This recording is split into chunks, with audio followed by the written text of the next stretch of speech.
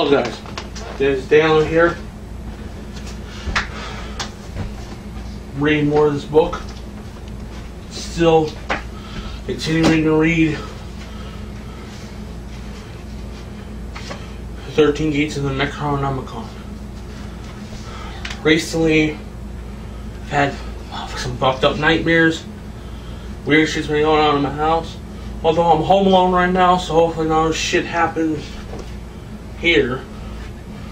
But while I'm alone, because that shit, I'll be out of the house then.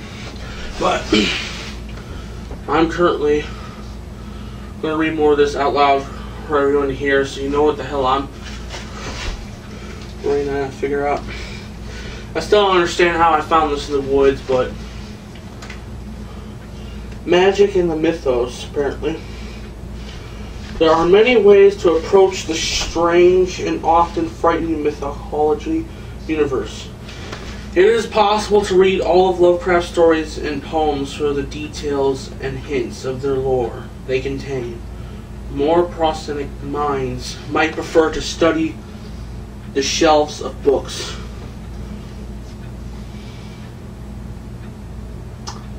of literary criticism and delve into the artistic merit and physiology meaning of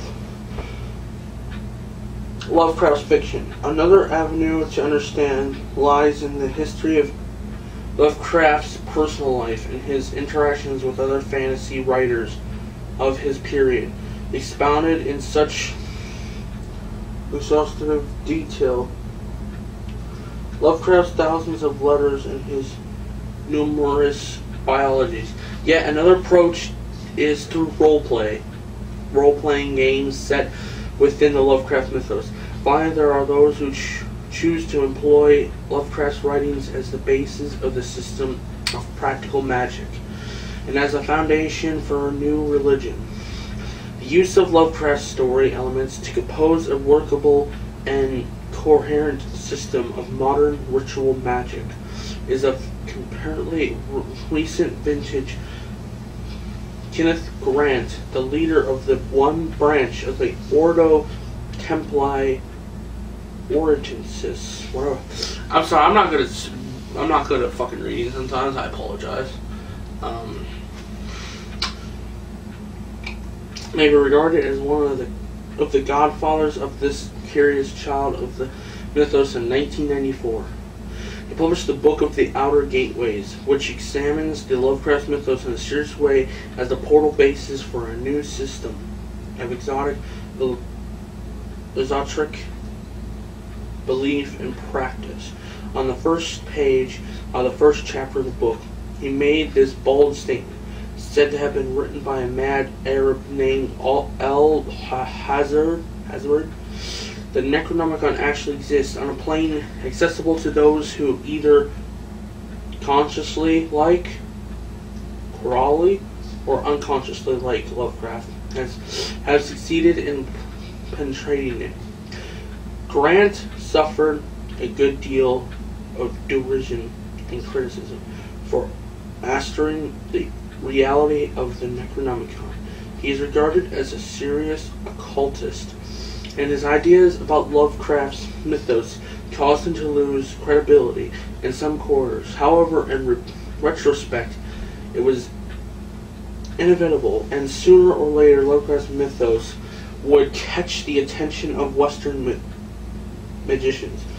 It is pregnant with meaning on all levels, and provides a cohesive set of gods and devils that are in many ways surprisingly modern. The old ones are beings that dwell in space between the stars and who travel through the outer of space, or through dimensional portals between worlds.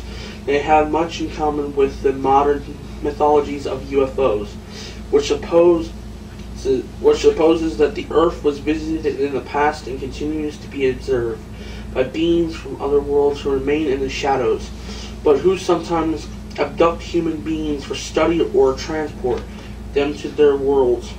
For instruction almost a century ago, Lovecraft wrote much the same thing about races called the Nygo and the Yathanians. Those who claim to be abducted by UFOs sometimes vanish through portals, or are lifted up on beams of light into dust-shaped ships. Just as the Bible, the Old Testament prophets were said to be lifted and carried through the sky to other dimensions of reality by whirlwinds or strange chariots of fire. The aliens subject those they abduct to significant tests, probing them in clinically dispassionate way as a human scientist might probe a white lab rat. The terror of the abductees does not touch the emotions of the aliens, who seemed devoid of compassion. Similarly, Lovecraft's old ones are indifferent to the needs of fears of human beings. They use them for various purposes. When humans are able to provide useful services, just as casually discard them, they will prove troublesome. Another feature of the modern mythology of UFO visitations and abductions is the use of human women to breed a race of hybrid children who share genetic components for both species and who possess physical characteristics, both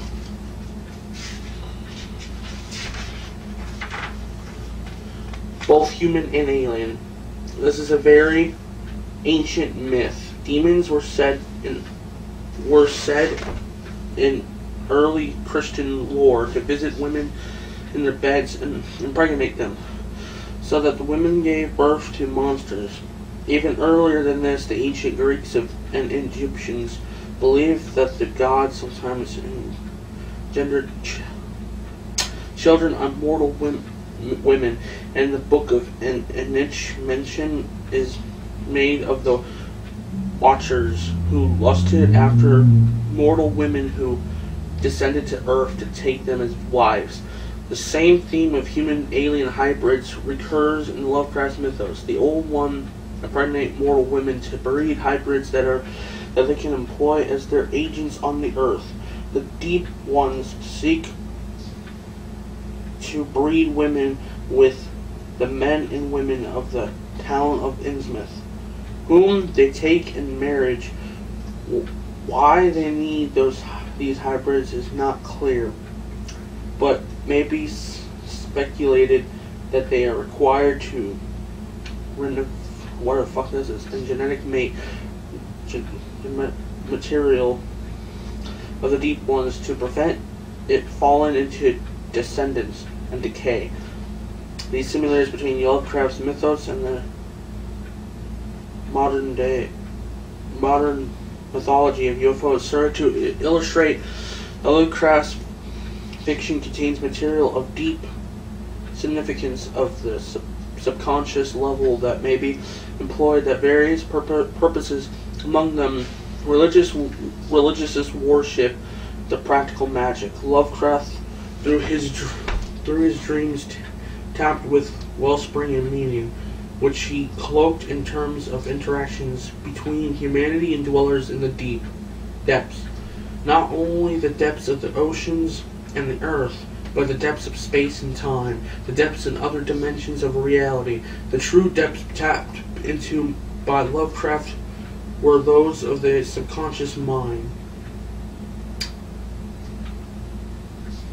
What kind of shit is this?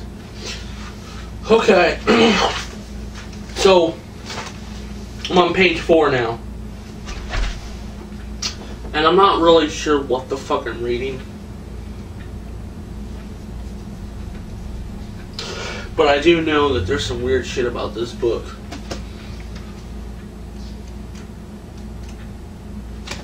But, I will be going back to, Billy's here soon. I am still fucking scared after what's been happening recently. There's some scary shit. Last time I went to Billy's, weird shit happened. and it's kind of freaky. I'm not gonna lie. I don't know if it has something to do with this book or not, but I'm gonna keep recording. And listen, guys, this shit. Don't worry. Don't worry about me. This is why I'm recording this shit. I will be fine. Trust me. Nothing bad's gonna happen to me. I'm perfectly safe. I know what I'm doing. This is why I'm recording this is basically a journal. It's a recorded journal. I'm keeping all of this on a recorder, and I will be fine. You don't have to worry. I will be perfectly fine. Nothing can happen. Oh, shit. I know scary shit has been going on for a few days, but like right now, it's all fine. Okay? Nothing happening.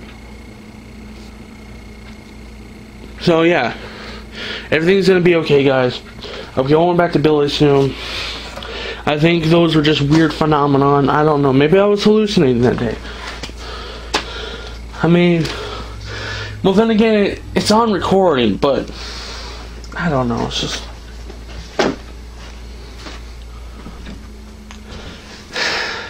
It's just that nothing's happening right now, so I'm safe, guys. I want you to know that